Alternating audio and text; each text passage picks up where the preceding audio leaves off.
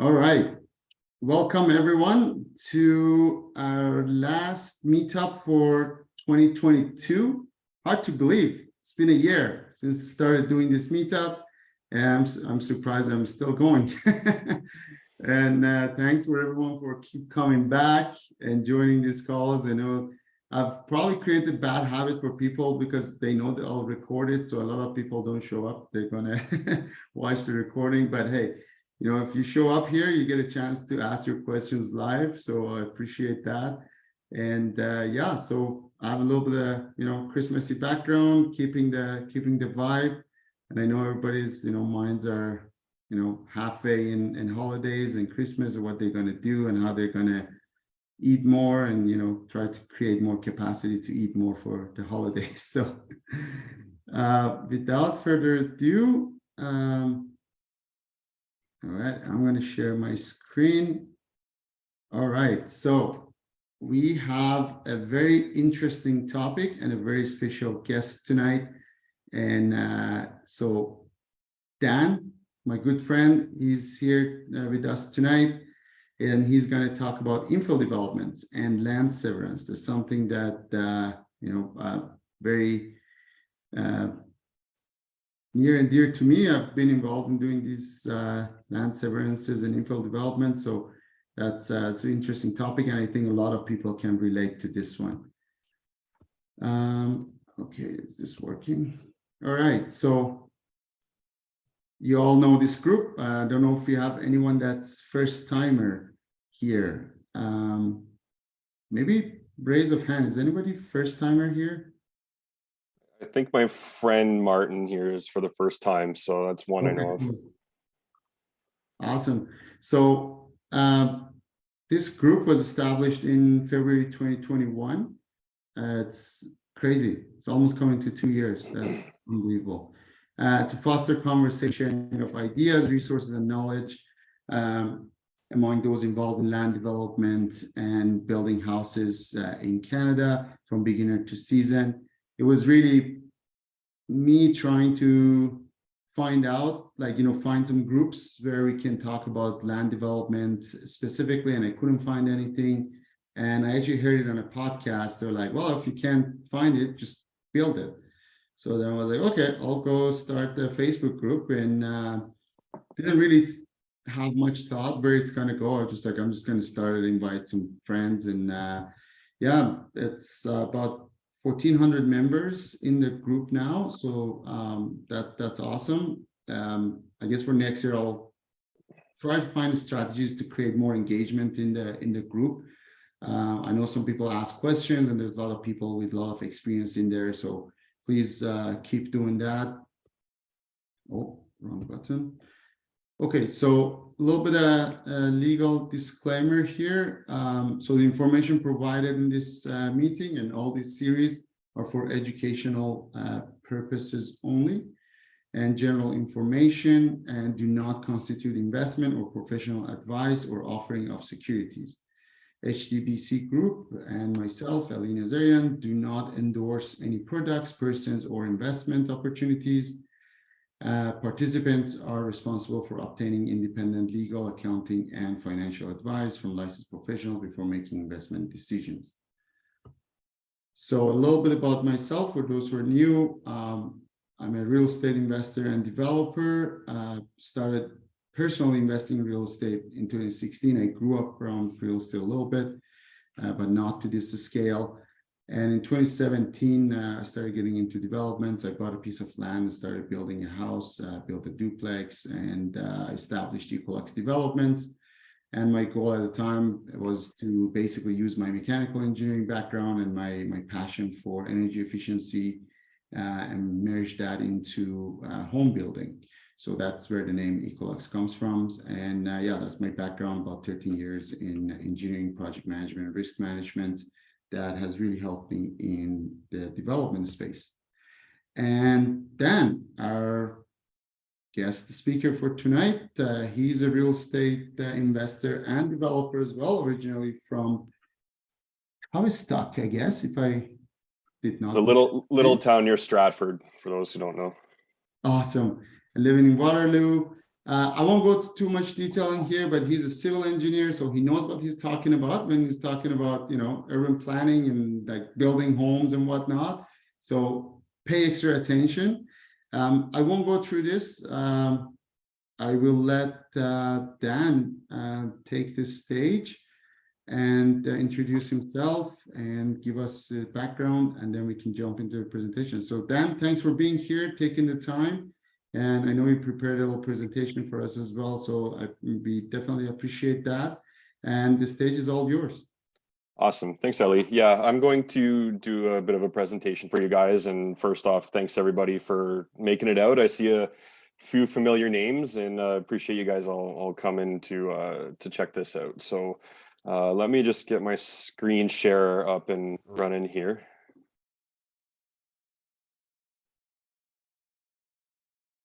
And you can see that, Ali? Okay. All right, guys. So I'm going to do a presentation on infill developments and land severances. And I'll preface this by saying it's going to be more on the smaller scale infill development side.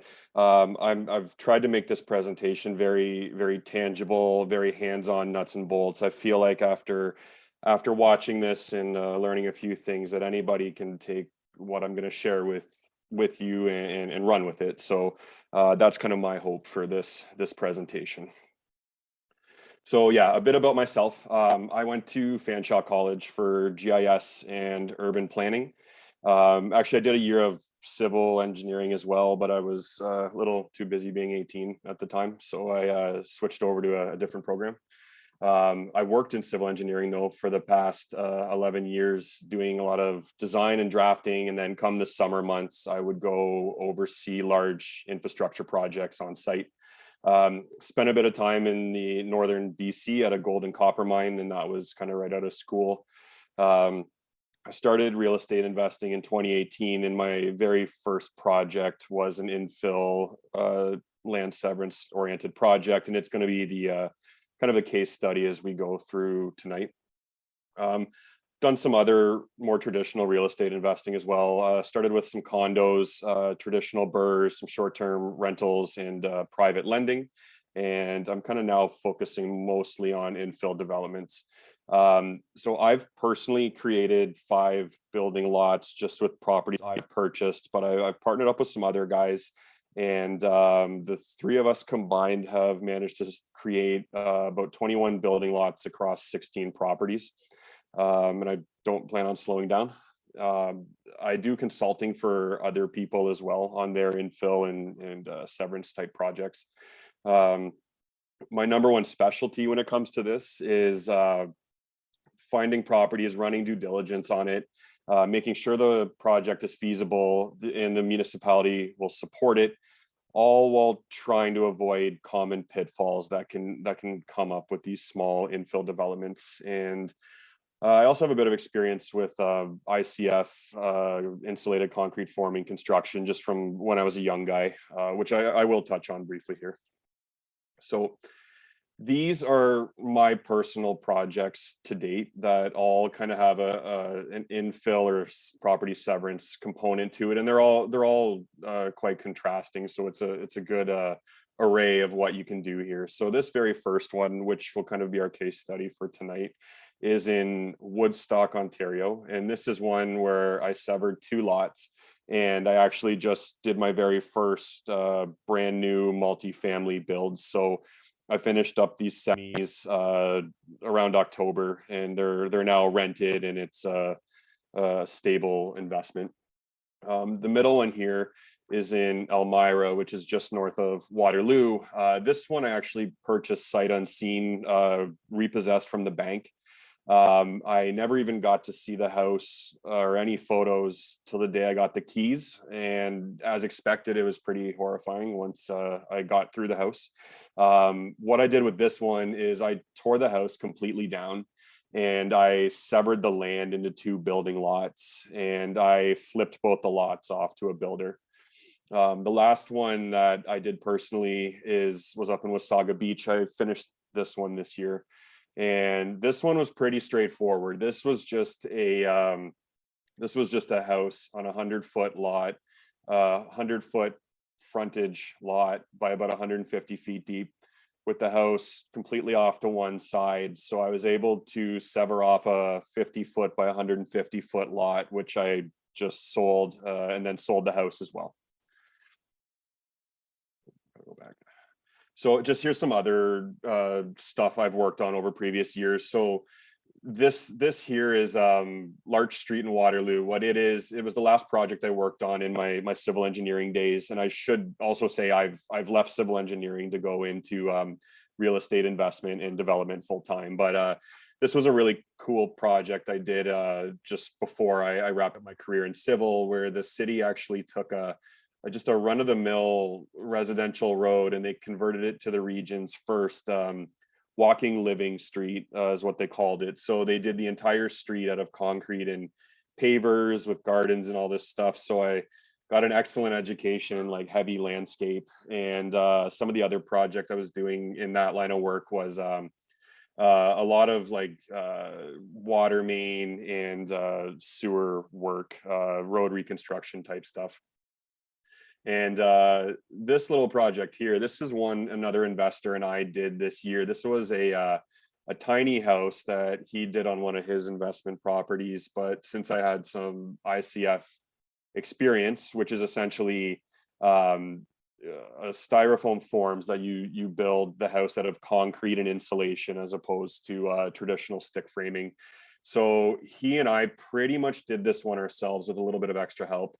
And we did a basement to it, we did a main level to it, filled the whole thing full of concrete, and he's well on his way to finishing this. And when you think about this is another infill strategy as well, because you're taking an existing property and you're adding more density and more living space to it. So what is an infill development? So these definitions are ones I came up with myself. So an infill development is development, which is also new home construction within the existing urban boundary. It includes development on sites not previously developed, or can be the redevelopment of existing sites. This photo right here is a good example of it. These guys tore down a single house, built two nice big new ones with a common driveway up the middle and two really nice big detached garages in the back. If you guys want to look at it, the address of this one's 27 Bismarck Street in Kitchener, and these guys did an excellent job. This is a textbook infill. And so what is a land severance? Well, a land severance is taking an existing parcel of land and dividing it into multiple parcels of land with their own addresses that can be individually sold or held. Sometimes each parcel may have an existing building on it, but more often than not, this creates a vacant building lot. So just when I say sometimes it may already have an existing building on it, I'll give you an example.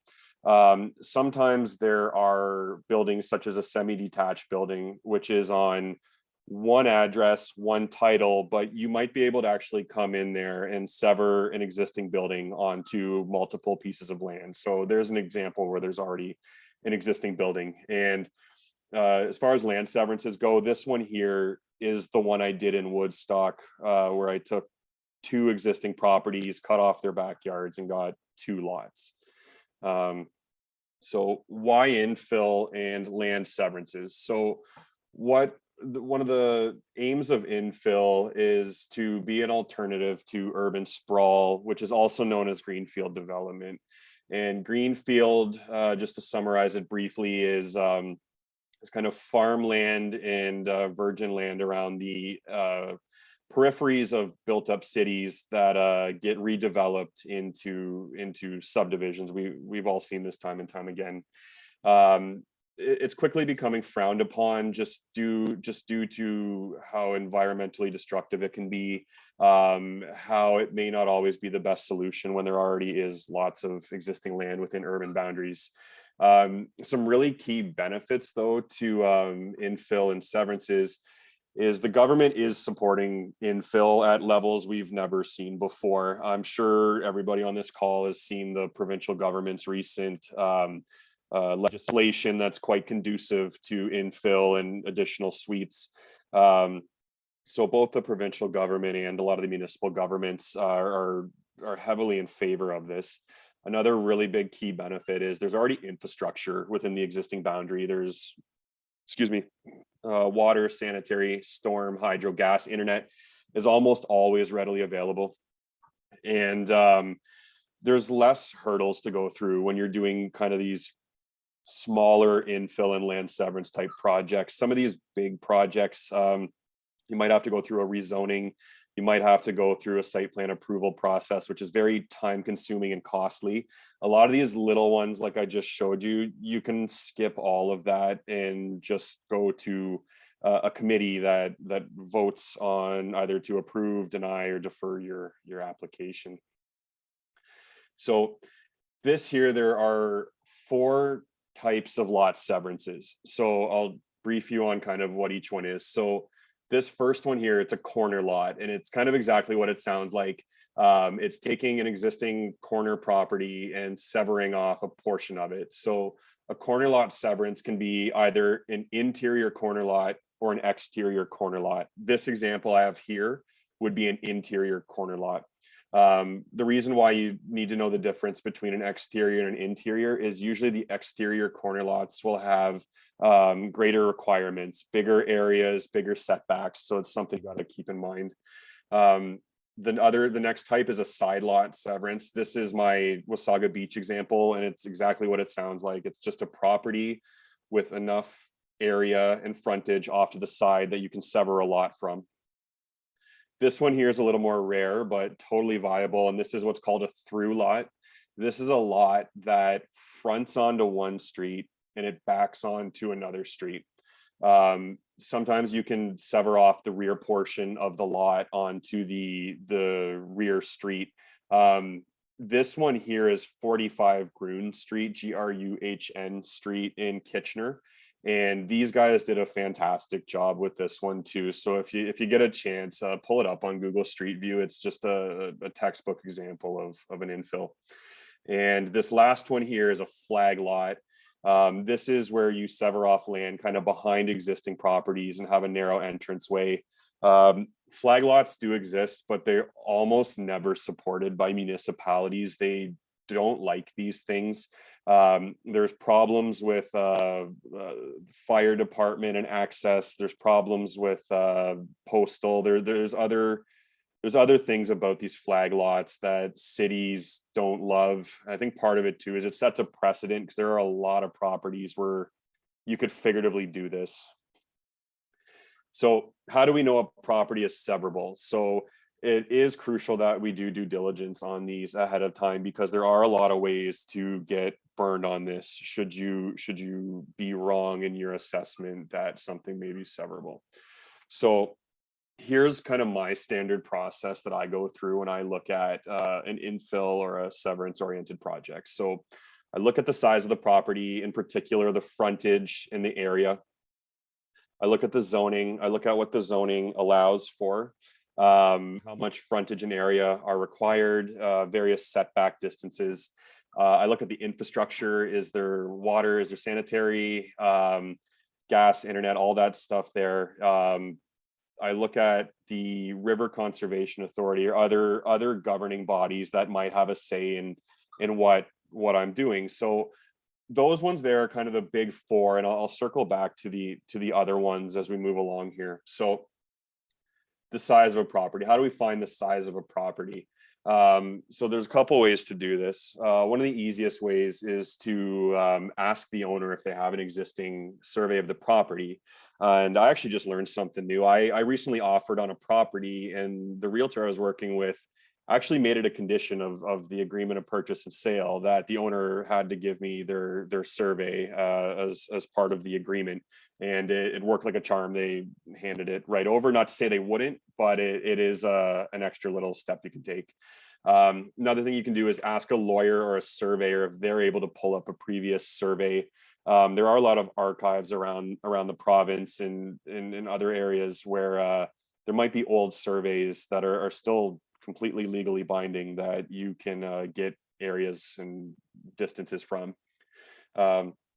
The cities also have GIS mapping, which is digital mapping, and they all come with measurement tools that you can use to get a rough idea of the size of the property. And sometimes if the city doesn't have that mapping tool readily available, you can go to some of the other jurisdictions. So maybe your city doesn't have it, but maybe your county does or your region does. And so that's kind of another way to find that. So this is an example here of GIS mapping, and I've kind of showed you an example of how I find distances and frontages of properties. So this is my exact Woodstock one that we're going to kind of walk through as we go along here. Now, to preface this, I was successful in severing this, and you can see there's already 349 and 353 Queen Street existent there. But when I first looked at this, it was just 52 Broadway and 58 Broadway, which are the properties that I severed these two lots from. So a lot of these digital mapping systems have a distance or a measure tool. So what I've done here is I've kind of measured the distance between the existing houses and the rear lot line. I've measured how deep a new lot would be, and in this case, it's about 29 meters. And then I've kind of just measured the whole frontage as a whole. So using these tools, you can get a pretty good idea of like the size of your property. This same mapping system will also let you see the areas of the properties too. So this is pretty self-explanatory. I've used their area tool. I measured both properties, saw the areas that I have for each existing property. So for zoning, how do you find the city's zoning? So a few ways to do this. You can use the city or county's GIS mapping, that example that I just showed you there, or like that mapping that I just showed you there. There may be a PDF document on their website that has all the zoning laid out. So the photo I have here is of Wasaga Beaches. Theirs is actually a PDF document that's just page upon page of different areas of the city that shows the various zonings. Sometimes they'll have zone mapping, but it might be tucked at the bottom of their large 100-page zoning document. So sometimes you got to go looking for it. And on rare occasions, you might have to just ask the city for their zoning information. One example is St. Thomas, Ontario. I have a hell of a time getting anything zoning related out of that place. So it's kind of the more readily available, the quicker you can move on these kind of things. So again, the zoning will kind of tell you what types of properties it allows for. So just here's a quick example of how this looks on the digital mapping. So again, here's my Woodstock example. We can see that it's zoned R2. You can see there's a little sliver of R3 zone. And sometimes too, this is important, the zoning's not readily available. So you might have to go through the layers here. And in this instance, I had to turn on a bunch of stuff to get the zoning information to show. So you might have to poke around to get the information that you're looking for. So what we're going to do here is we're going to go through the exact zoning that I had to go through when it came to my project here in Woodstock. So first and foremost, it gives us our uses permitted. So this R2 zone allows for a bed and breakfast, a converted dwelling, which means like a duplex conversion. It allows for duplex dwellings, home occupations, semi-detached dwellings, and single detached dwellings. So as we can see here, the R2 actually has it broken down between single detached, semis, and duplexes, and there are different requirements for each different kind of building type. So we can see right here that for my semis here, I was required to have 290 square meters.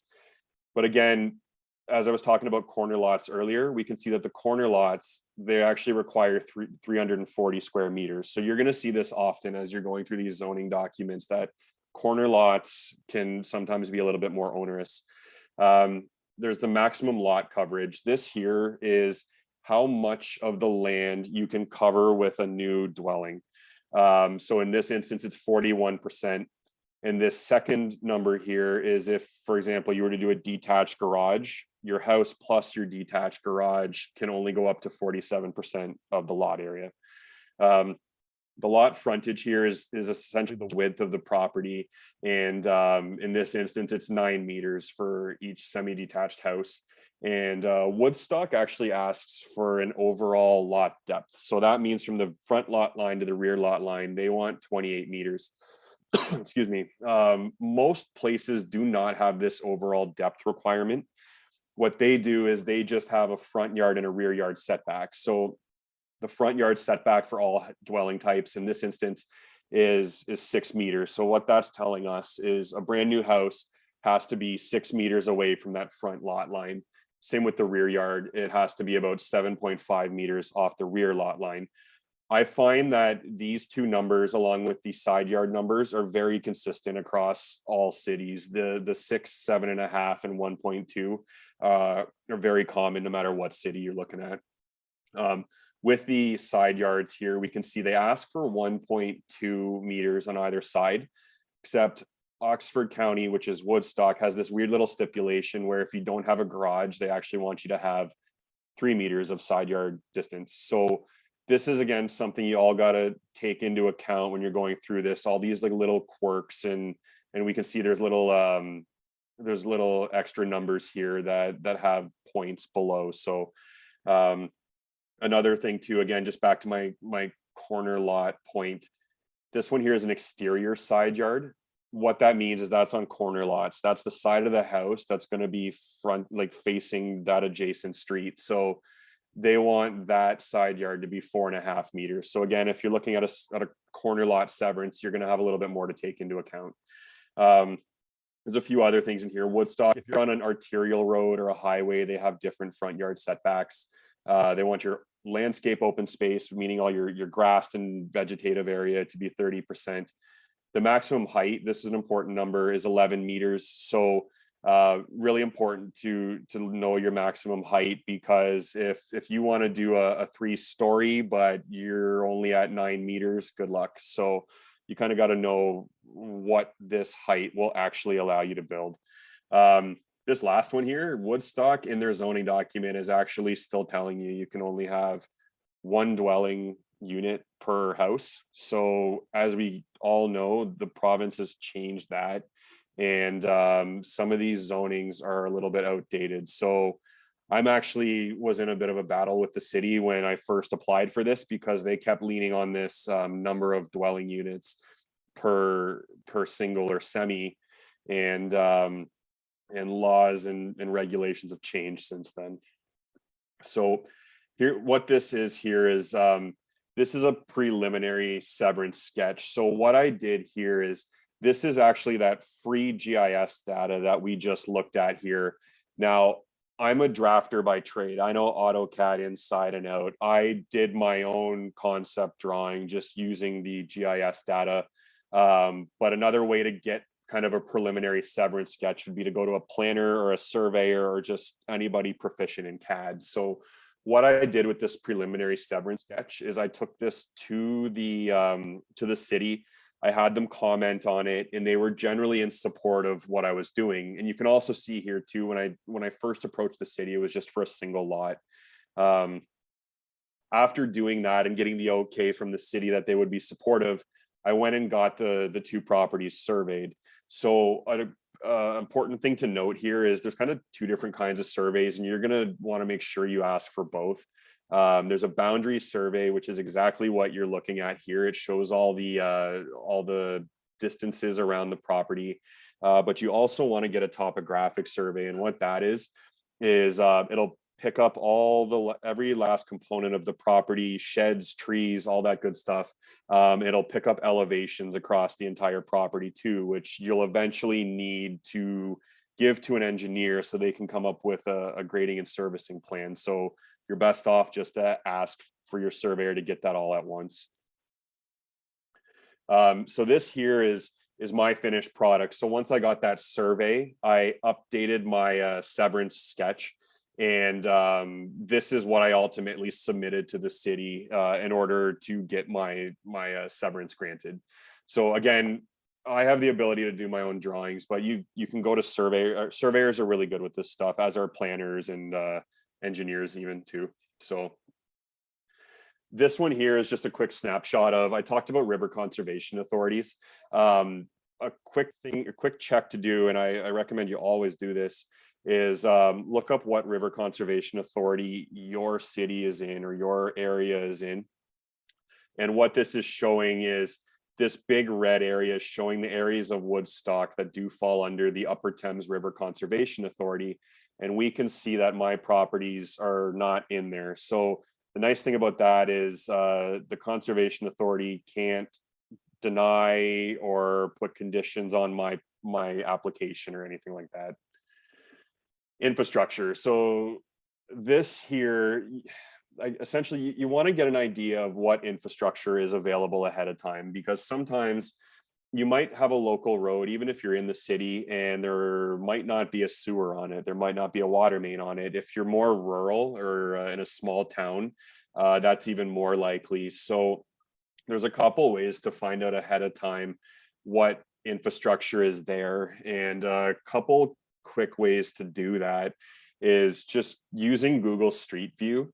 You can look for like manhole lids, catch basin lids, water valves, fire hydrants. And if you see all that stuff, all that infrastructure is almost certainly present. And there's a reason why I use the colors that I did here. We've all walked around and seen the streets painted up. What those paint marks mean is green is showing you sanitary sewers, red is showing you storm sewers, blue is showing you water main, yellow is showing you gas. So sometimes even on Google Street View, you can look around on Google Street View. Sometimes you can even go back in time on Google Street View, find those paint marks and get a really good idea of what's there. Another way to do this as well is this little drawing you see over here. This is called a plan and profile drawing. So what it is, it's an infrastructure drawing that most cities will just give you these things for free. On a rare occasion, I'll have to pay a small fee. And what this is showing, again, it's a plan and profile. So the top half of this drawing is the plan. It is showing us exactly where the water mains are, exactly where the sanitary sewers are, and exactly where the storm sewers are. It's actually even showing us the depth of the sanitary and the storm. So this is really helpful too, because when you know the depth of your sanitary sewer, you know how deep you can put your basement. If you know how deep you're going to put your basement, you can have a pretty good idea of how high you can build your house, and you can check against that building height number that we just looked at. So if you can get your hands on these drawings just by requesting them from the city, it's super useful. And I'll mention too, you'll notice the water main isn't shown on the profile here. I don't know the depth of it. That actually caused me some problems, which I'll jump into further in this here. This here, not my house, but another thing to watch for too with infrastructure is if you're going to cut off a side yard and there's a fire hydrant or a hydro pole in the way, you might have to move that, and that's not cheap. So here is an example of what a fire hydrant looks like before it's installed. Again, if this fire hydrant's in your way, the contractor's going to have to shut down water for potentially the whole block and move this. So it gets really expensive. So it's, again, not a reason not to do a project, but it's something you'll have to budget for and keep in mind. So those are the four big ones, but I'll just touch quickly on these other things that I check into as well. The road ownership. So sometimes the city you're in doesn't necessarily own and maintain the road you might have your property on. It might be owned by the county or the region or the province, and all those bodies can get a say in what you're doing. They can dictate the number of driveways, the size of driveways. They could even outright deny what you're doing, although I find that pretty rare. Heritage. So if your property is deemed heritage, that can be a huge problem if you have any aspirations to tear the house completely down. But even if you look at severing a side yard, if the heritage committee gets involved, that can be problematic. And kind of the quick way to find out about is it heritage or not. Sometimes though digital mappings will have a layer for heritage. Other times they'll just have a PDF document that lists all the addresses, or Hamilton even has a spreadsheet, so you can quickly do a control F and find out if your property is in there. Archaeological, this one's tough to find if your property falls into it, but sometimes it might be a map layer as well. Essentially, this typically comes up if you're near rivers and lakes.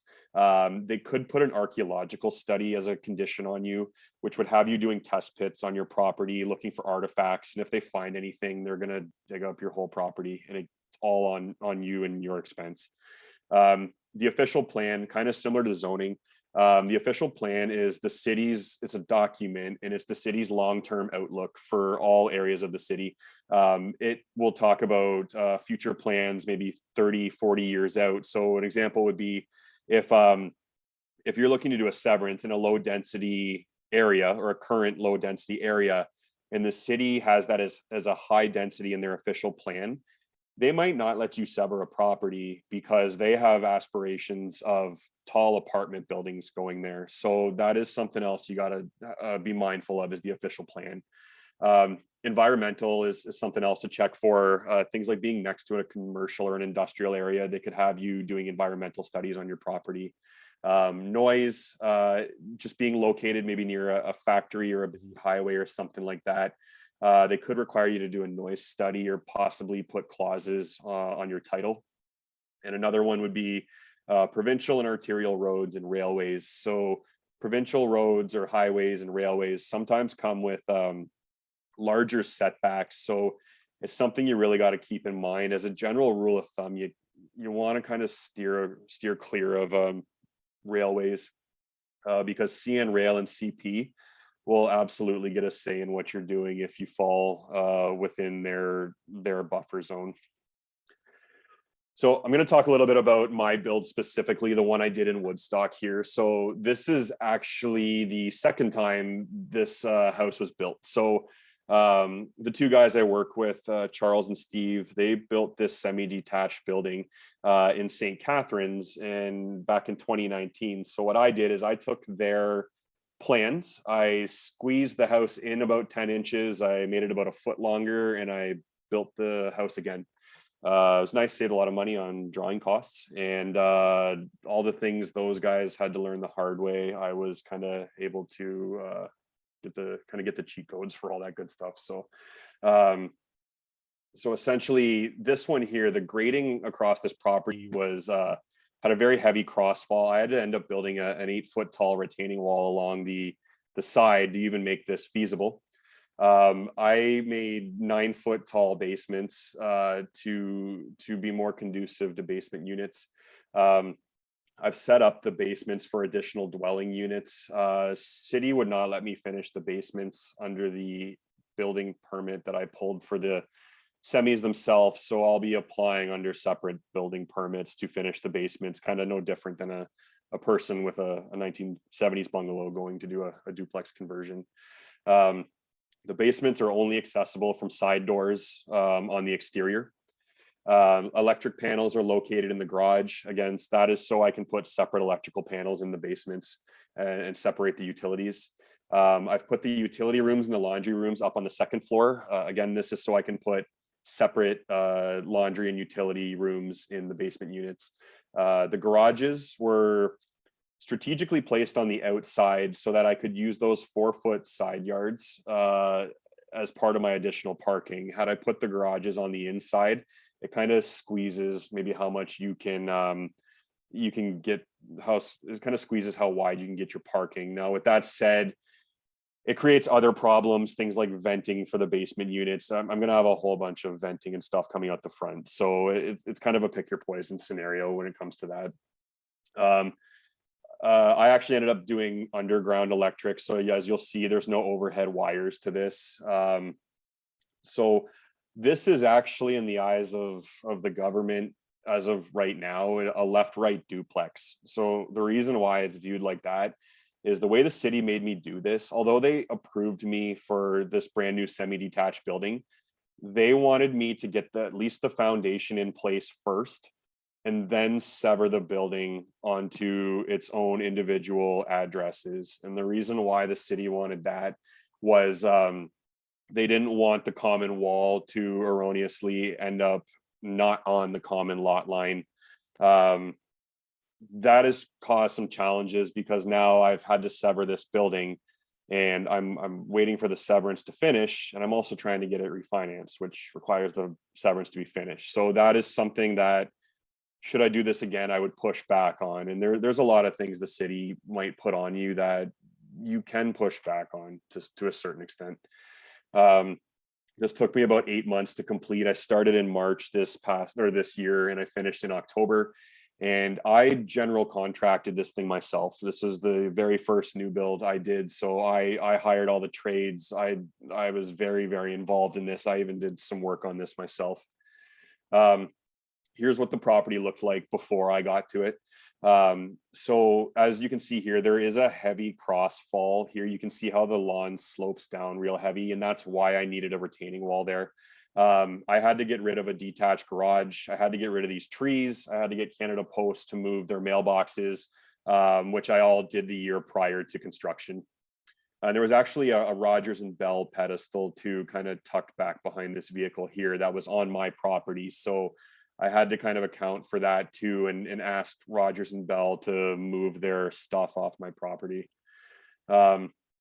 This is the excavation here. So you can see here that this is a really, really deep excavation. Dave, my contractor here, is about 6'4", and you could stack them up a few times here. So the reason why this is so deep is because this ledge here is where my retaining wall was going to go. So not only was this excavation for the house, it was partly for the retaining wall as well. And you can see here, you can see my Bell and Rogers pedestal that the guys had to strap them to a stump so they didn't fall in the hole. And since I did this in winter, you got to keep your excavation from freezing. So if you ever do this kind of stuff in winter, your guys are going to have to make sure they keep frost blankets down to keep the excavation from freezing over. Next up was the foundation. So my contractor came in here, they formed the footings, and they poured this all within one day. They were in and out very quickly. And this is how the guys form the foundation. So a little bit of a tip for you when it comes to finding foundation contractors. If you're gonna go and do what I did and do 9-foot basements or do anything out of the ordinary, make sure ahead of time the contractors that you're getting quotes from have 9-foot forms. There's a lot of contractors out there that only have 8-foot forms because that's what's really standard. And if you go to one of those guys, they might be renting their 9-foot forms and you're going to pay for it. So just, again, have those conversations with your contractor ahead of time. Next up was kind of the backfill and the drainage. So on new builds, it's standard to waterproof your foundation. There's drainage tile that runs along the whole thing, and pipes that come up into the window wells to collect all the rainwater and ultimately convey it to a sump pit up front.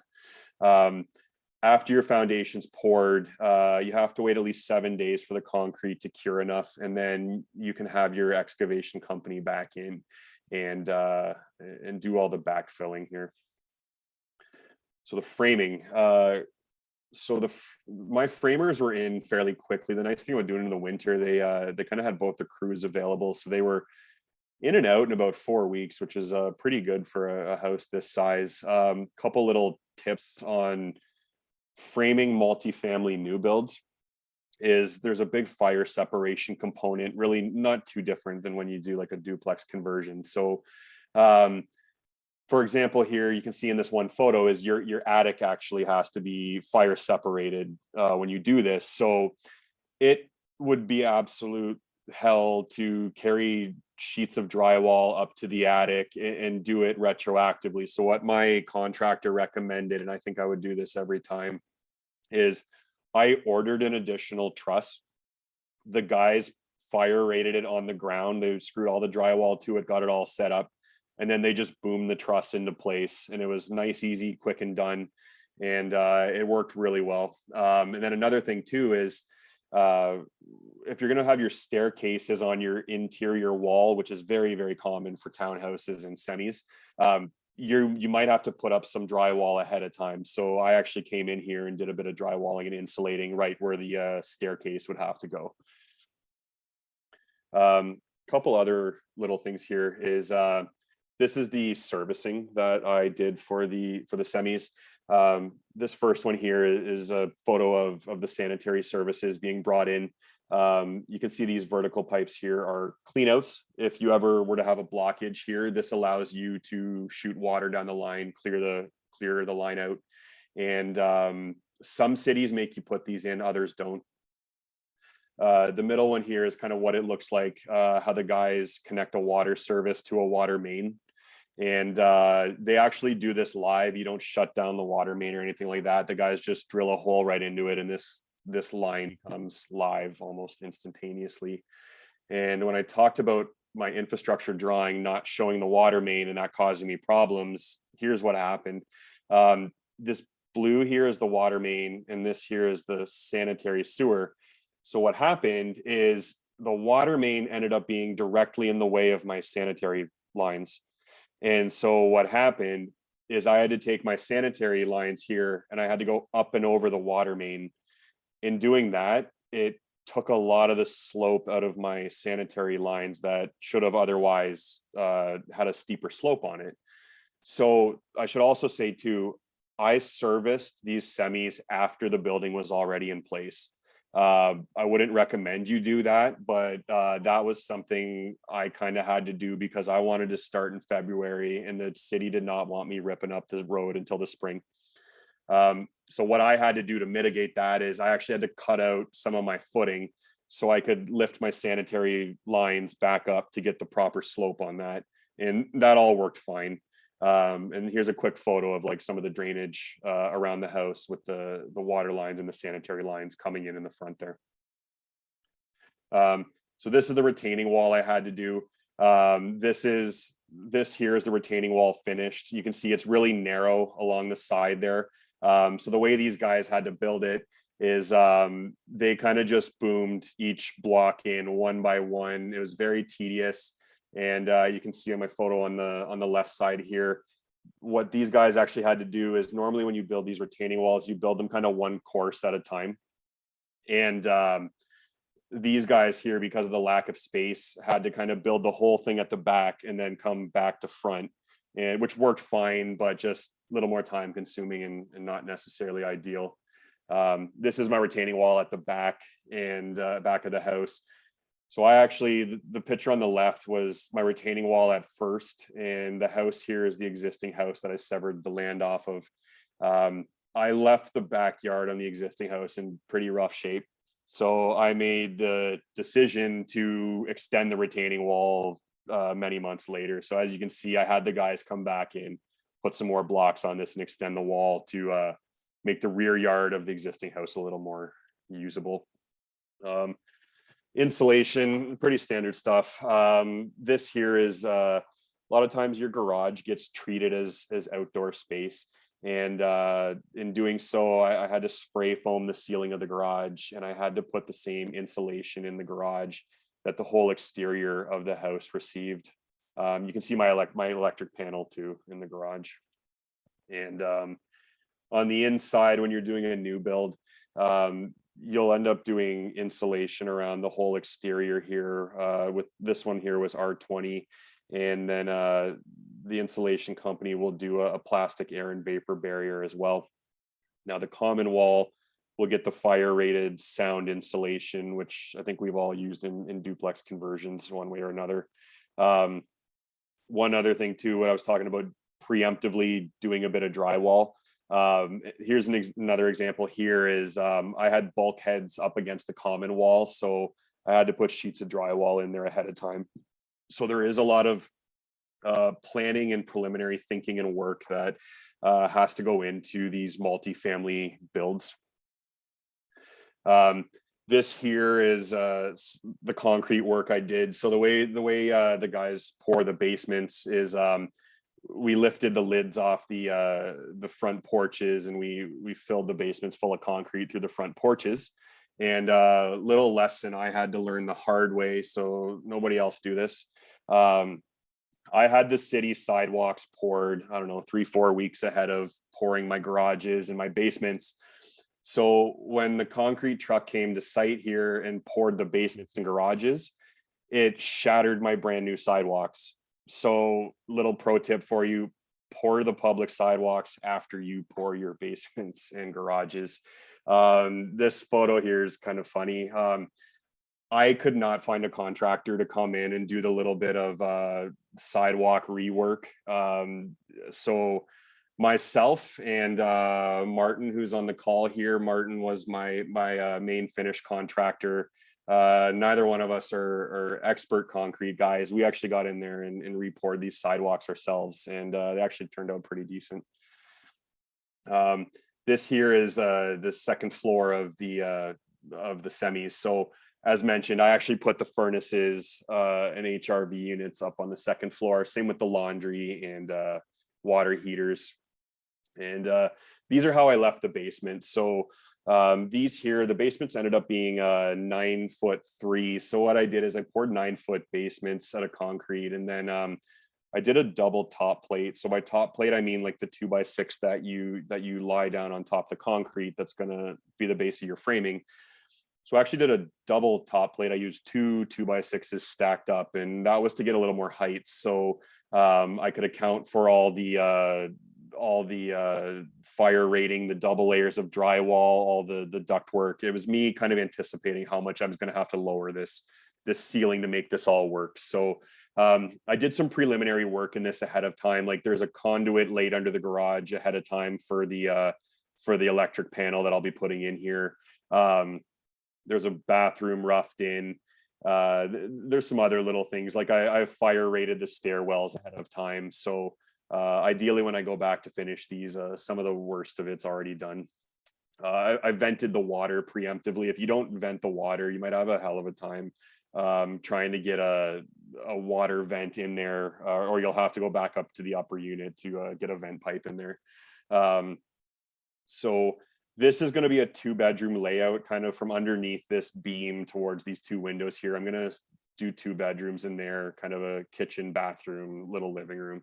And then I'll end up splitting the hydro, the HVAC, and I'll end up sub-metering the water as well, and passing all costs along to tenants. So this is kind of the finish work on the semis. Again, Martin on the call here, he's the owner of Gold Level Contracting. I got to give him a shout out because he and his guys did a fantastic job finishing all the inside of the house. So again, this is kind of the common living area, the bathrooms, the main bedroom with ensuite and walk-in closet.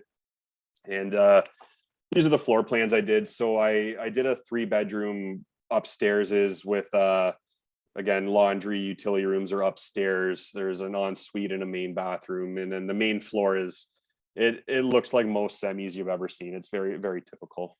And yeah, that's everything I have, guys. And this is my contact information. You can find me on Instagram and Facebook by my own name. And that's my email address. And I have a website as well.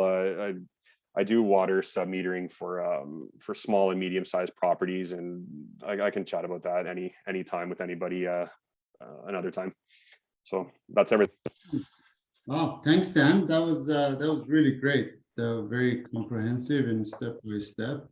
That was amazing. If we were in person, we would do a round of applause for you, but we'll just do that. Sally. No, that was really awesome. Thank you. Great project, and congrats on getting that done. So yeah, no, that's awesome. So I guess we can open it up for a few questions. We don't have a lot of time. I mean, we can always all stay back. Like for those who have been here before, we do business updates. We don't have any deal presentations today, and then we just open it up for conversations. But to officially wrap up the guest speaker portion, we'll take some questions. I'll see if there's anything in the chat. I'm just quickly here. I see Steve Ford's made it onto the call, so I got to give Steve a quick shout out. Steve was the guest a couple months ago and went real deep on construction, which is kind of why I went more after the infill side of things. And Steve helped me tenfold when it came to this build. So again, if you're going to contract anything, I think if you can have some knowledge and experience in your corner, someone like Steve, it makes a world of difference. So thanks, Steve. No problem, Dan. I would just say you crushed that thing on your own. Well, with the help of Martin, of course, but I have a background with building houses for the past 15 years, and Dan doesn't, and he crushed that build. So as you guys saw in the photos there, he did a tremendous job. Good job, everyone. Yeah, Steve is a wealth of knowledge, so that's awesome.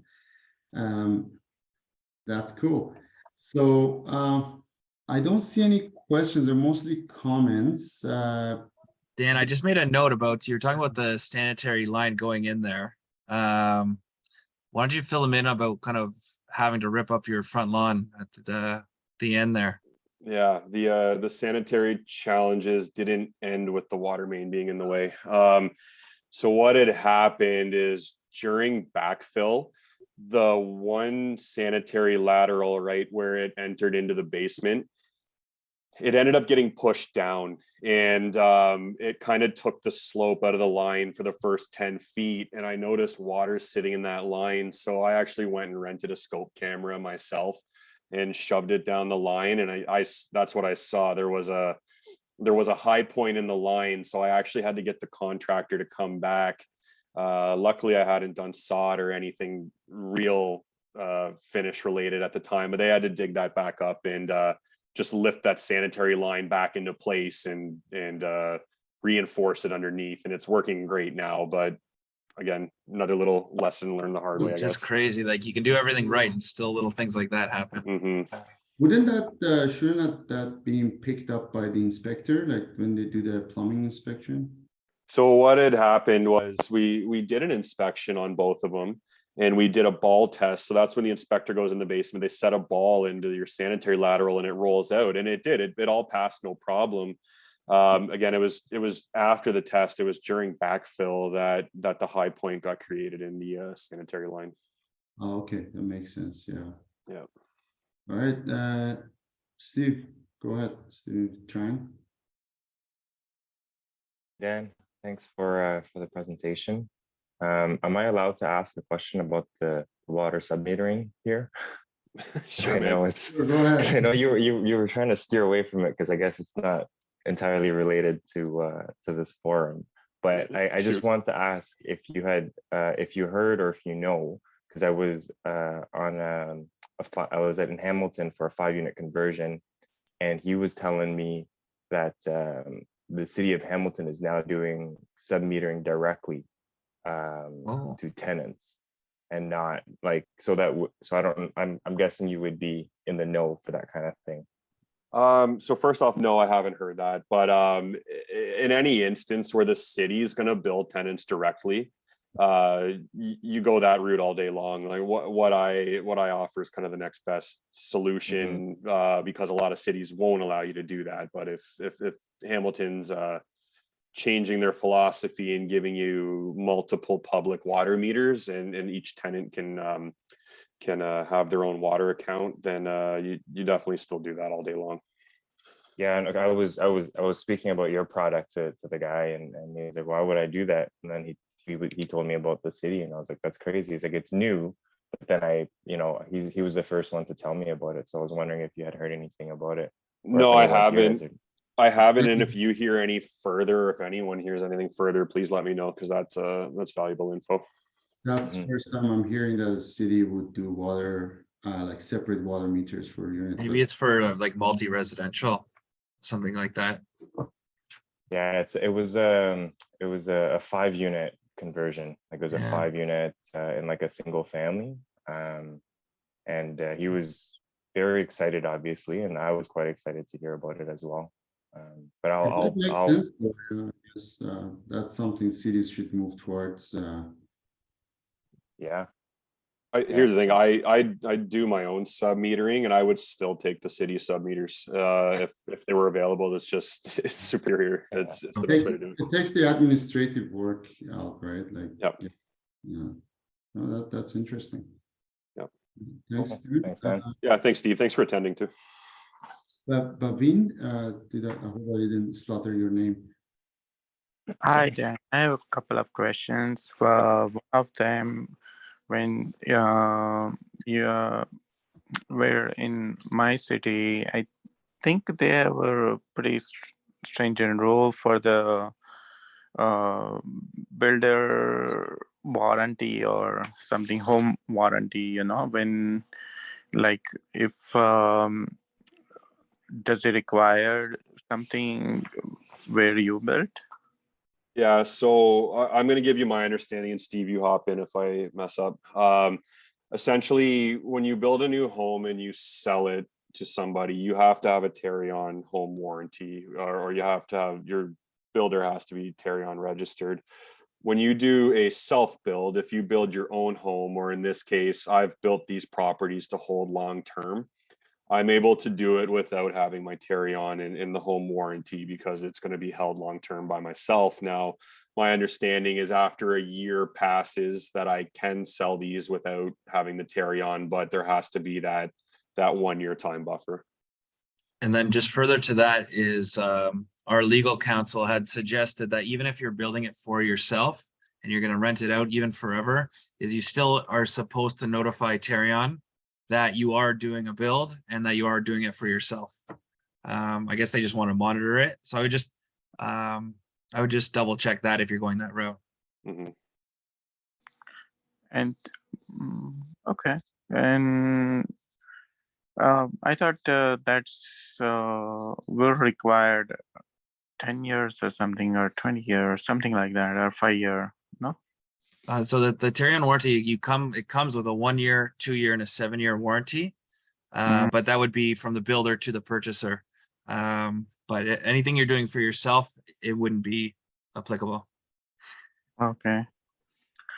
And this is a little bit off. The second question is a little bit off, but you can. How did you finance your project? Is there something ahead of, because what I'm seeing is sometimes it's pretty challenging to get the financing end of it, especially, you know. Sure. So I'll stage financing, and that's kind of tricky. I'll tell you what I did, and again, maybe Steve can speak to what he typically does. But I actually did the whole build with just cash and lines of credit. So I had flipped a number of pieces of land, like you guys saw that one I did in Elmira and the one I did in Wasaga Beach, and I made some money doing that and some of my other investments. So it was a combination of cash and lines of credit. Now, I don't think that's the usual story. I think you would typically go get a builder's loan, but what's your thoughts, Steve? Yeah, so we've kind of done it both ways. The very first build we did, like you, Dan, they Charles and Andy, they used all HELOC. However, any of my builds that I've done is all been through, actually it's all been through Meridian Credit Union, and it's all been construction financing. So typically you're required to put down about 25% of the construction loan. So we've been fortunate that we've done the kind of keep and sever method, similar to what Dan did, that we've had enough equity built into the new lot where we actually haven't had to put too much money back in to get that 25%. Yeah, we've had success working with Meridian, but depending on your experience, you might be required to have a cost consultant to kind of double check your budget, double check your money going in and out. So it's a little bit more demanding that route. We have some consulting clients that are doing it now, and it's just like paperwork wise, it's a pain in the ass. But that being said, if you don't have a $400,000 or $500,000 HELOC, it's the way to go. Okay. Awesome. Great questions. Thanks, Arvind. Yeah, thanks, guys. If there's, we can take one more, but I don't think there are any more questions. Peter has a comment. Private financing is also an option depending on your level of experience. Definitely. Yeah, level of risk and level of experience. No, awesome. Thanks, Dan, and thanks to Steve for jumping in as well. Amazing presentation. I'm sure a lot of people can relate to this. This is I like how you broke it down to different stages and whatnot. And yeah, thanks for that, and thanks for taking the time. Oh, there's one last minute question. What was the biggest learning from this project? Great question. Good question. That's a great question. Hope that doesn't like go into a half an hour. No, that's a pretty open-ended question, but yeah, maybe in a minute or less. What was the biggest lesson learned? Build houses on flat pieces of land. That retaining wall sucked, and the grading around there is still not ideal. Like I'm actually in the process of redoing my east troughs, so the roof carries all the water forward, just because it's a pain. And when this one here took me about 8 months to do, if I was doing a single house on a flat piece of land, I think I could have knocked that out in a fair bit quicker. It was the multi-family portion of it and the grading challenges that were maybe my biggest learning curve. And Dan, the next one that stands out to me, just to not to go too far off topic, is hiring local trade partners. I've been through this, and Dan went through some pain, which he'll have to do a whole nother webinar on that one. But just hire local trade partners, because they're going to know the inspectors, so they're going to know the expectations of those inspectors. So they might be a little bit more, but worth every penny. Big time. That's a really good tip. Yeah, that's a very pro tip right there. That's awesome. From a lot of pain. That's why. Yeah. Yes. No, that's awesome. Thanks for sharing those lessons learned, Dan and Steve. Awesome. So this officially wraps up the first part of the night, and the best part probably. We'll still have some great stuff coming up. We have actually one deal presentation, so that's the next step. So we'll hand over to Stephen Tran to present. And Ali, following Stephen, I can Dan and I can actually probably mention one that we have coming up if you have time for it. Yeah, for sure. Yeah. So we'll try to keep these like, about 5 to 10 minutes. Sure. So, and then if anybody is interested to get more information, you can share your contact detail in the chat, and they'll get in touch with you. So go ahead, Steven. Sounds good. And I prefer not to follow those guys, so thanks for letting me go first. And I'll keep it short here. So I'm still on my phone because I just got back from the airport, which was, I know Danny said how it must be nice, but it wasn't. It was a gong show today. Yeah, I can imagine today even driving was not easy. So yeah, and then actually my Uber got stuck. Oh no. On the way in as well. So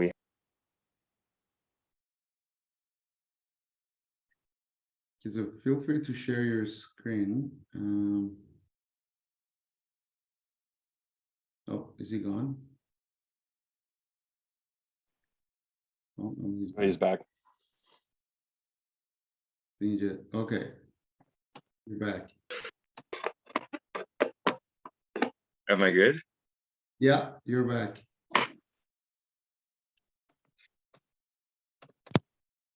Okay, I'm back. Sorry about that. I was trying to open it on my phone, and I'm normally doing this on the computer.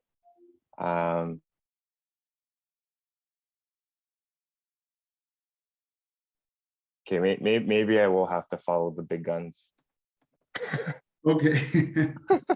Okay, Dan and Steve, go ahead. Would like to present? Well, we'll be pretty quick, but we have a keep and sever project that we had obtained approvals for in Hamilton. It's on Catherine Street. I believe it's considered the north end, down kind of Catherine and Burlington towards the Pier 8 area. But what we did, we obtained we bought a single family home. We got the approval to sever, and now we're looking at building could be a single family home duplex. And actually, I think we've kind of recently confirmed you could potentially do a triplex there. So we're just kind of looking at our capacity for next year, and we're trying to focus on larger projects. We have 12 townhouses in Scarborough that we're supposed to be building. And we have some blocks of 3-unit townhouses that we're going to be building in St. Catharines as well. So we're kind of on the fence of what to do with this Catherine Street project. If anyone's interested in diving into the construction program and wants to carry this one through, there's a few conditions left to clear, mainly just paying fees for the most part. We actually have quite a bit of stuff completed already: the survey, the draft hard plan, engineering the site plans, service and grading plan. Pardon me, Dan? Engineering plans, everything. Yeah, we're continuing to push it through, but we're just we were talking about it the other day and saying because some of these smaller ones, they take almost the same amount of time as a 3 townhouse unit project. So Just trying to think about our 2023 and 2024 capacity. We might be interested in selling this one if someone wants to try the build game. So if anyone wants to reach out to Dan or myself afterwards, we're happy to chat. Okay, thanks to Steve, Dan. That- Steven, are you ready to go? Yeah, and I think I shared it in the middle of you talking, so I apologize, okay. Steve. Oh, that's quite all right. And sorry, just to go back to the project you were talking about, I think you guys had it posted in the infill group as well, right? Not yet, Stephen. This is another one just like that, where we've again taken a house, been approved to sever it, did a bunch of work on it, but are gonna move towards some of the bigger stuff we have on the go. Yeah, it's you can see here. This is just from our planning. So we bought this single family house to the right side of the lot, and we have approval to build. So you can build a pretty solid house with these. So there it is there. So you get 2 cars parking, and with the new the recent updates to the planning restrictions in Hamilton, you can get if the lot was bigger, you could probably get the 4, but I think 3 is the realistic number of units. Do you happen to know what the zoning is on it? Ooh. D. Yeah. D? Yeah. Okay. Most of Hamilton's C or D for the most part, but I think they've just, haven't they changed all that zoning, Dan? Working on it. Gotcha. Awesome. Sounds good. All right, All Steven. right, so here's my second try.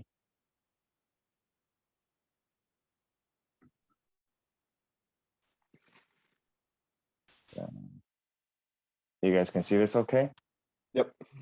All right, so I guess for the people that know me, my name's Steven, and my wife is also in the picture there. We're a husband and wife team, and we've been talking about these 2 projects for what feels like forever.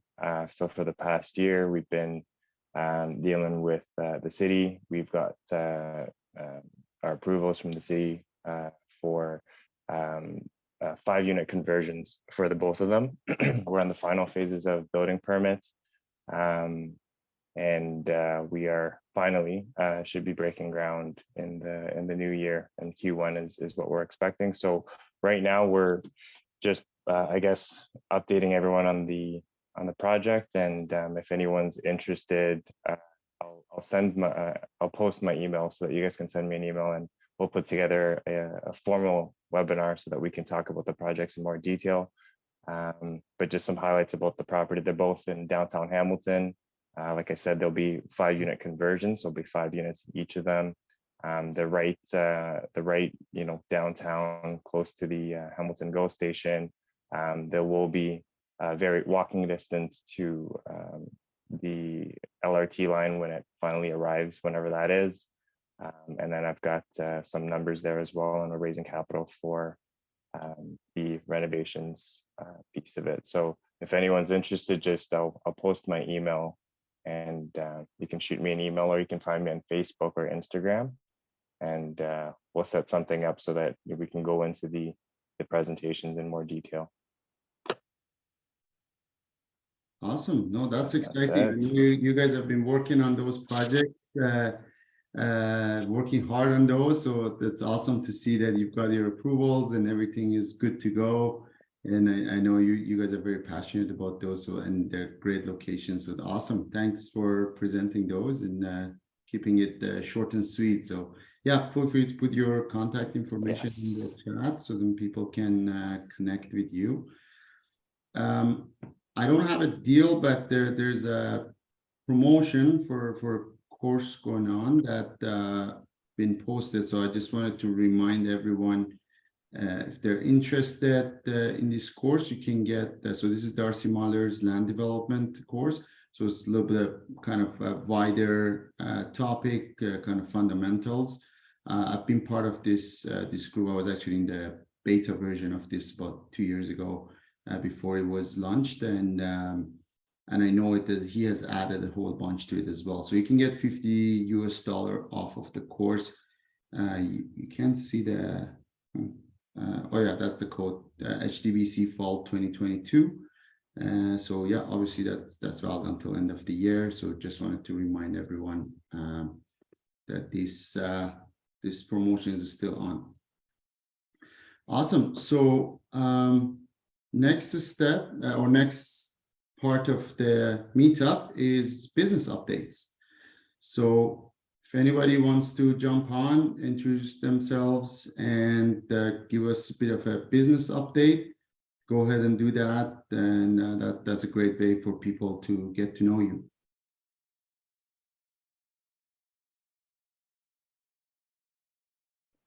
I'll start with business update, and everybody being shy.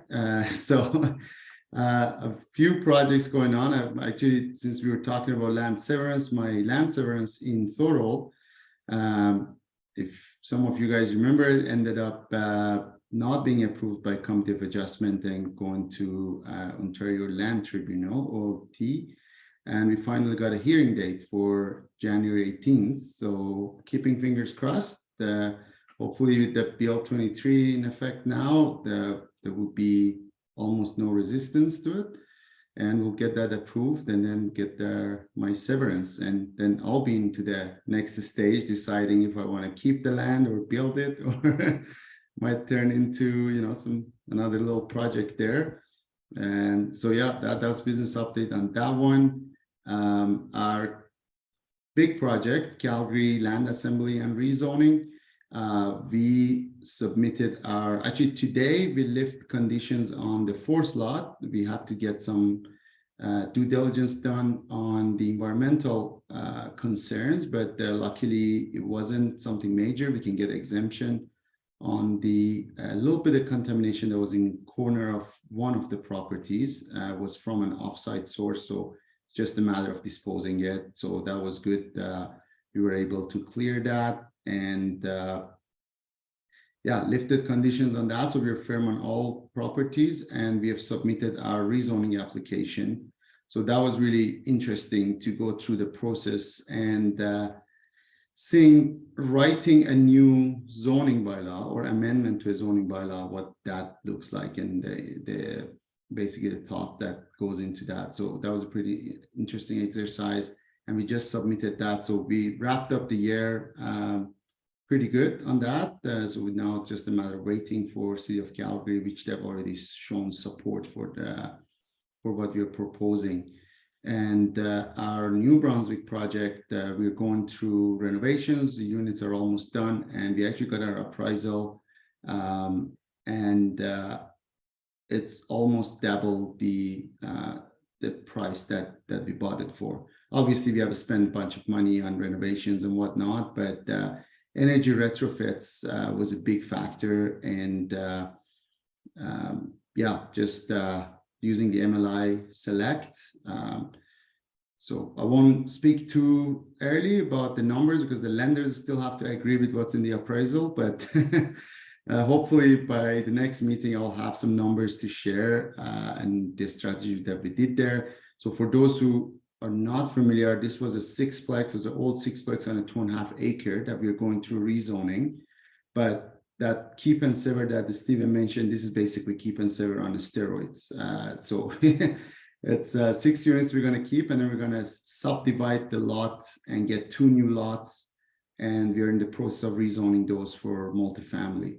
So yeah, some good news there as well. So we're ending the year on high notes and pretty excited for the next year, 2023. So that was me. I'm sure I know some of the names here that they're doing some great stuff. So don't be shy, give some business updates and raise your virtual hand or actual hand. Dan, go ahead. Yeah, I guess, well, just on the topic of the semis I just built.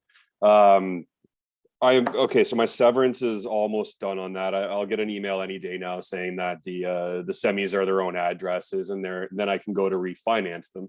But maybe I can ask the crowd here. The refinance, and I think a lot of people are experiencing this right now, is just not going 100% to plan, and not due to valuation and more due to just interest rates, but it's in a holding corporation. And I'm being told by Scotia, which is who I normally deal with, and I think a lot of investors deal with Scotia, that they'll only offer 5-year terms for holding corporations. Has anyone else come across that at all? Or does anyone else have any other lenders or have any success with for holding corporations?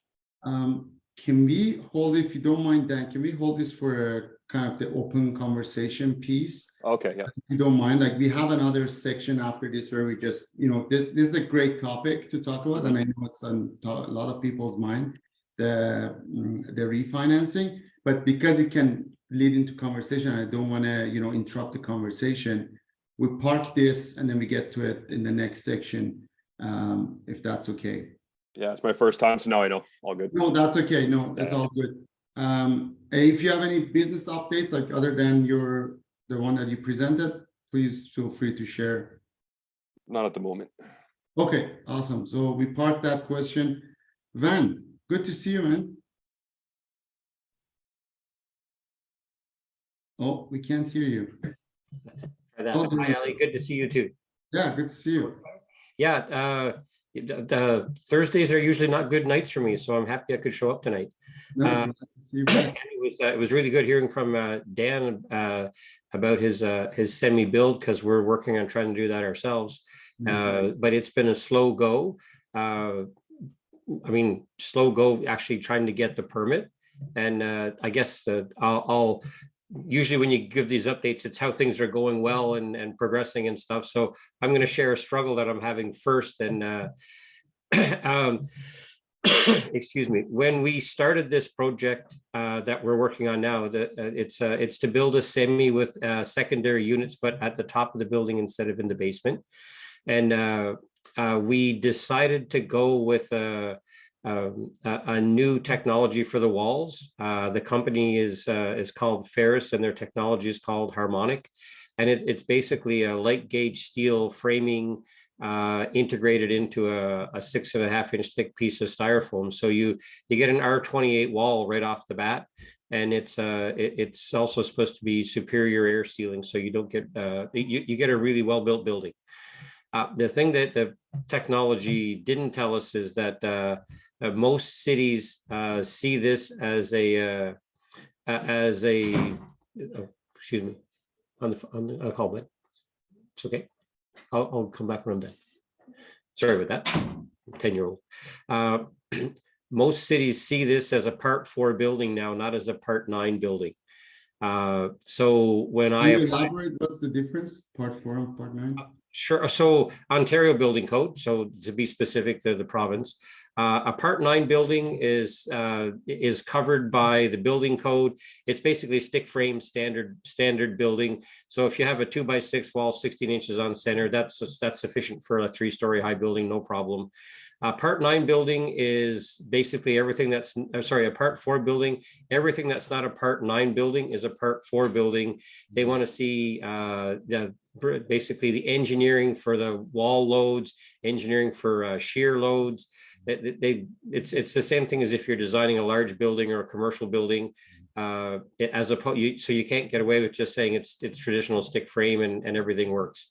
So yesterday I dropped off my plans for my 5th submission to the city of Ottawa, and addressing questions and concerns they've had since I applied for my permit in May. So that one's been a struggle. The last submission was for the city's structural engineer, who I guess is the final step in the review.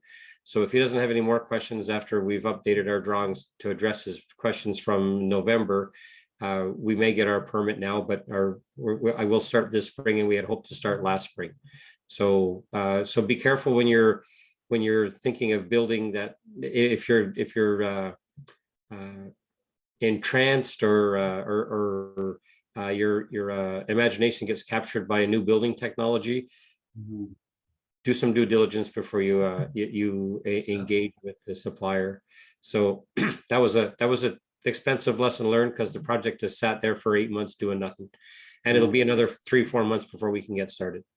That's crazy. Yeah, thanks for sharing that, man. That's really good. Because I've heard of that company, and it's a great technology, but it's good to know that that can cause some delays.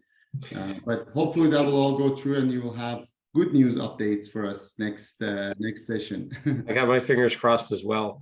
On a better side, we also have another project, and it's basically a land severance project as well.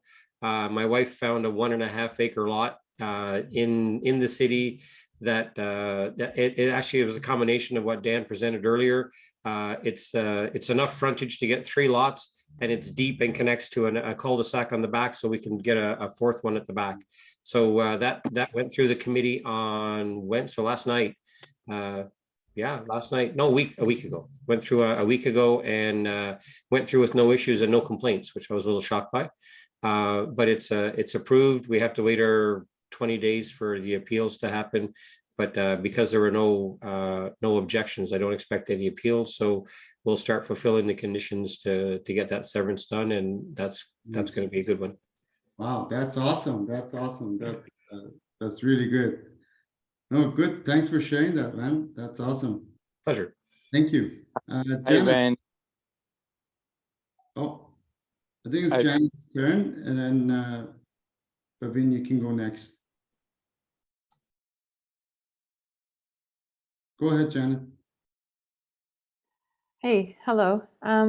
So today I was in a meeting with the town and the county and my planning consultant, and we were talking about where I live, we have whether or not something is significant forest is 4 hectares more or less. I don't know if that's the same in every township, but for forest. And so if it's more than 4 hectares, it triggers an EIS, and if it's less than 4 hectares, it doesn't. And so what's interesting and why I'm sharing this is because there's been a development on our same country block that was approved in 1989 for a full subdivision. And so the forest will be removed in order to put that subdivision in. So at first glance, they said, oh, it's definitely under 4 hectares. But then they looked deeper and they said, oh, it's definitely more than 4 hectares. And so then I looked deeper and I said, but what are you basing your decision on? So I remembered, Ali, you said somewhere, you have to keep asking the questions, right? And so I've kept asking the questions. I'm like, so you're basing this on, the trees are still standing, but that subdivision is already in place on paper. Somebody is going to do that. So really that forest is already gone. So maybe we are already really under 4 hectares. Nice. Because I'm not too worried about the outcome of an EIS.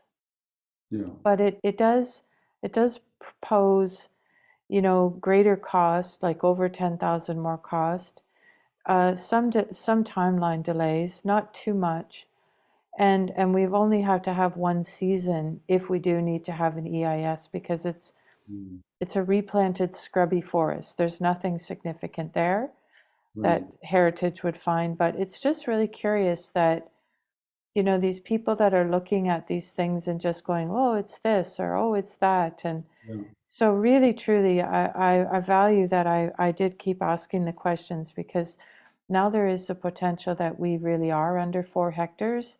And if we press it and we get it in writing, then I think we'll be okay, because that forest will be gone. So I just wanted to share that curious investigation I'm in the middle of, and to thank you for, I just heard your voice. Ask the questions, keep asking the questions.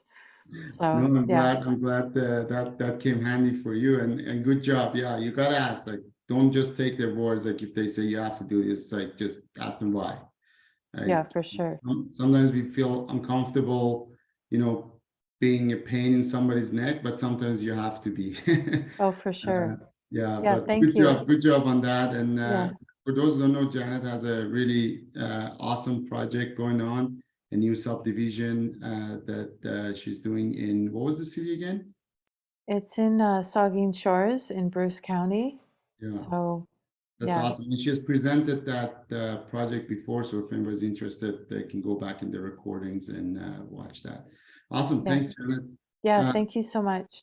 Yeah, thanks for sharing. Bhavin, did you have an update for us? Yeah. Hi guys. I was actually when he was talking about styrofoam constructions, and I had a similar client. He had all the styrofoam ready walls, like concrete walls, and he brought it over in Canada from, I guess, from China. And then he wanted to build a house with the styrofoam concrete walls, but it's a great challenge to do it because they was not up to the code, and then city won't approve it. Yeah, that makes sense. Yeah. So, and then he was sitting there for a year, and it's nothing gonna happen because there's no way they can get the approval. Well, that makes Just sense. Yeah, I gotta be careful with new technologies for sure. No, thanks for sharing updates, everyone. So did anybody else want to come on and introduce themselves or give a bit of an update of what they've been up to in the past month or so? Yeah, just quick what I was saying. We are actually planners as well as engineers. Okay. I have done personally over 50 engineering projects for subdivisions, and learned a lot way too. And we currently severancing several lots, combining lots and put together the multifamily high rise, Nice. Which So area is that? I'm actually from Edmonton. Oh, you're in Edmonton. Nice, nice. So if any of you guys have any questions or need a help, just reach out to me. Okay, no, that's awesome because I'm looking at opportunities in Edmonton. It's a great area to it's a very pro development city. Yeah, it is because with the interest rate rising, I think Edmonton and Calgary seems like more affordable. Yeah. And I guess it's a lot of things happening I've seen in the market. Nice. Awesome. Thanks for sharing that. Anyone else wants to come and share before we jump to the next piece? I see some new faces, so don't be shy if you want to come, off mute and introduce yourselves.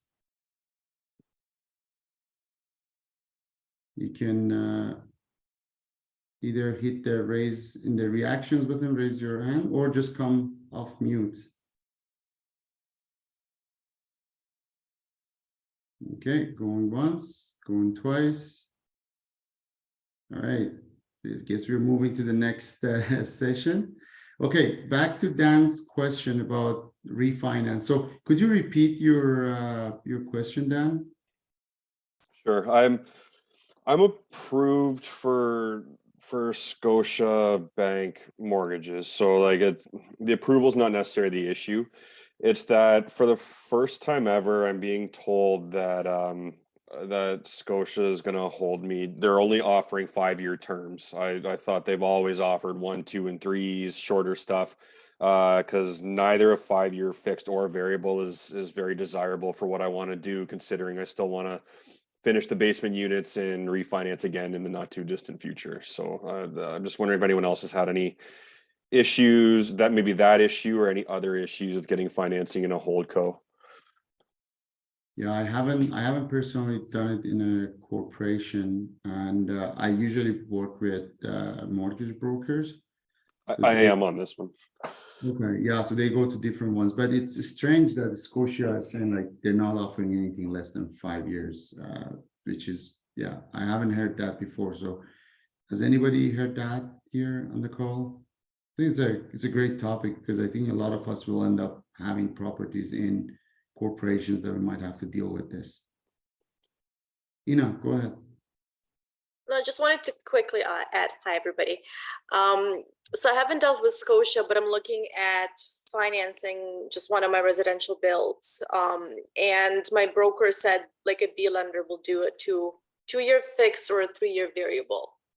And the one, so I don't know if that's an option for you. Like I said, I don't know about A lenders, but I know with the 3-year variable, well, she said, if you're going to break it 2-year fixed, then like, just don't even bother because Yeah. the differentials are just ridiculous.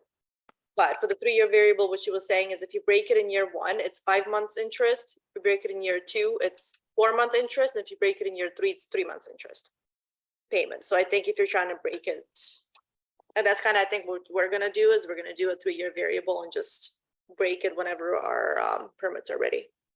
Yeah, I'm personally probably gonna go after a 5-year variable. If I'm gonna shop this around, and if I can't get anything better, I'll just do the variable and suck it up and pay the penalty. But the problem is the penalty is like into the 5 figures even on a variable, so it's not great. The thing though is like I am approved for A lending, so I can't say I'm extremely inclined to go the B route. I'd have to like really weigh the options on that, but.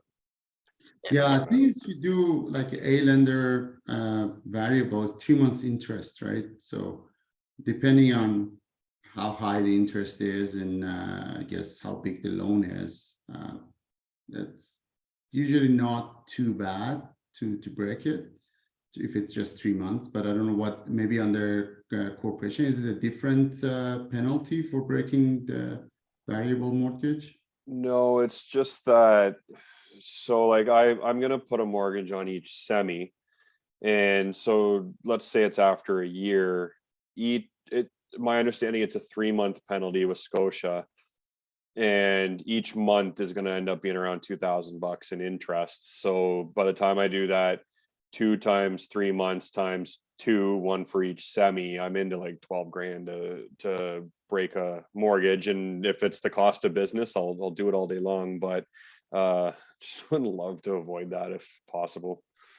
If you have a timeline, you might look at like, B lender 1 year fixed term, and weigh it out, see which one gonna cost you more. But I think the one thing to consider maybe is like, I don't know how much uncertainty you have on that timeline of being ready for the next mortgage, because then in that case, going with a higher interest rate, B lender 1 year term, and then at the end of that 1 year, depending on where the interests are, you might end up having to extend that longer or get another 1 year term. So then the 5 year, at least you know that you have that variable and breaking option anytime within that 5 years. But good. Can I jump in here? Yeah, please do. Sure. Hi, my name is Peter, and I'm a mortgage broker. Okay, cool. So I think the issue then is the fact that you try to get a mortgage in a holdco. Yep. It's not so much a problem to have it in a corporation, but it would be to have it in a holdco, and that's probably why Scotia put the restrictions on there that they only want to do a 5-year term. Can you elaborate on that? Like, Yeah, I'm curious. Between getting in a corporation versus a holdco. Yeah, so a holdco is usually a corporation that is over other corporations, so it's the owner of other corporations underneath. So you usually have a holdco that is just well, the name says it all. It's a holdco. Yeah. It holds other corporations. Your real estate corporation is usually the operating corporation. So if you have it in an operating corporation, the bank is more lenient towards having a mortgage in there than the holdco. So the holdco is probably the difficulty here. It's first off, thank you very much. That's super valuable. And actually, you know what? Based off your definition, this actually is not in a holdco. It would be in the operation corporation. And maybe that needs to be specified to the bank and the broker, because I'm using the word holdco kind of liberally here. Yeah, I think that Okay. we use the word holdco kind of loosely, but yeah, thanks for pointing that out. There is that's great. Legal difference between them. Yeah, thanks, man. Steven, you have your hand up. Yeah, I'm just thinking creatively here for Dan about your mortgage situation. I don't know if it's possible for you to have like a completely open mortgage, where before you break it, like if you're paying out $12,000 for prepayment fees, I'm sure you can cut a deal maybe for those big HELOC friends of yours to just pay it down and then break it, where the interest would be charged just on the remaining balance, right? But then that way, instead of, you know, a $500,000 mortgage, if you pay it down to 50,000, then the prepayment on the 50,000 would be nothing, and it would be a win-win for one of your friends, right? Yeah, That's think about if it's possible. That's totally possible. Or I could even just take some of the cash that I'm about to pull out of this and dump it back in on a temporary basis too, to knock the interest payments down. Yeah, that's a good idea. The open mortgage, that might Yeah, be. that's good. I'm writing all this down, by the way. Yeah, awesome. Thanks, Stephen. Yishi.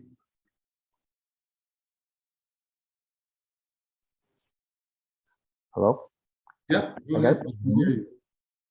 Hey, yeah, that's not necessarily about the, but it's more about like the interest rate, and also like a comment about the refinance it. Like also you mentioned you were also working on CMHC MLI financing. That's kind of like that's one thing that I'm working on as well through a corporation.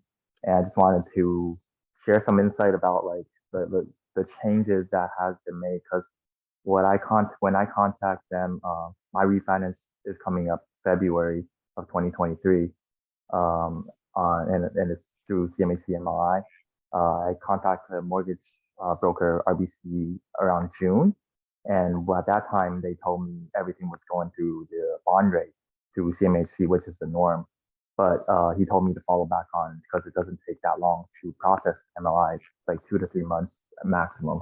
So he told me we set up another meeting on November 30th to go through like the actual like the documents that's needed, like submitting everything, and then at that time now everything has changed through going to the normal interest rate. So what the discussion paper that he sent me was interest rate was just based on.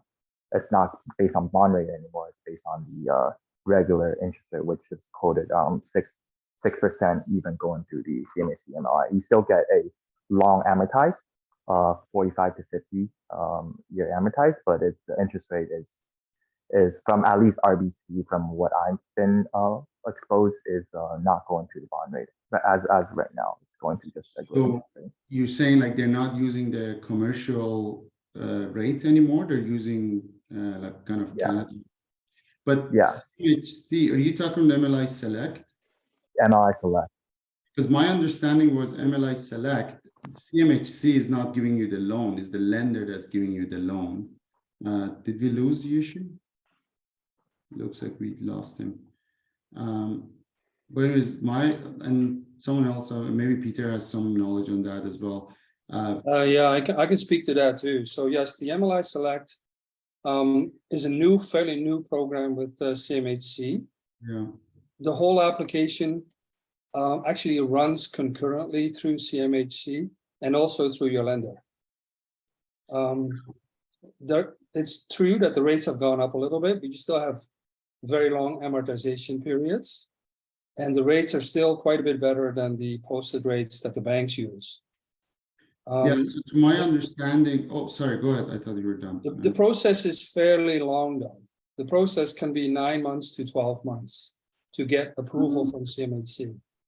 I don't know if that's accurate. I'm going through one, and I know people have gone through it, and it's actually quite a bit faster than that. Like that's 4 to 6 weeks right now. It depends. I guess right now it's Christmas, so it might take longer. But I think that what Yishu was mentioning was, so CMHC MLI Select, that's obviously a commercial mortgage or commercial loan, and to my knowledge, that is linked. Okay, Yishu is back. Good timing. So I was just saying, like, to my knowledge, MLI Select, CMHC does not give you the loan. CMHC just issues a certificate of insurance, and then the lender, your broker or yourself, you go to different lenders and you shop around for the loan. And the lenders, because it's a commercial loan, it's linked to CMB. I think it's a Canadian mortgage bond, if I'm not mistaken. But that That would is be correct. quite a Yeah, that shift. is correct. You get commercial rates. So yeah, they are better than the Yeah. posted rates. So what Yishu was saying, like, it sounds like what you've been told is they're switching, like, to not use CMB. That's the information that I was getting told, and it also changed from the same person from June also to November, where we connected again. Like he told me that And you was the said case that's with RBC. RBC, yeah. So So it might be specific to RBC as a Yeah. lender, that what they use.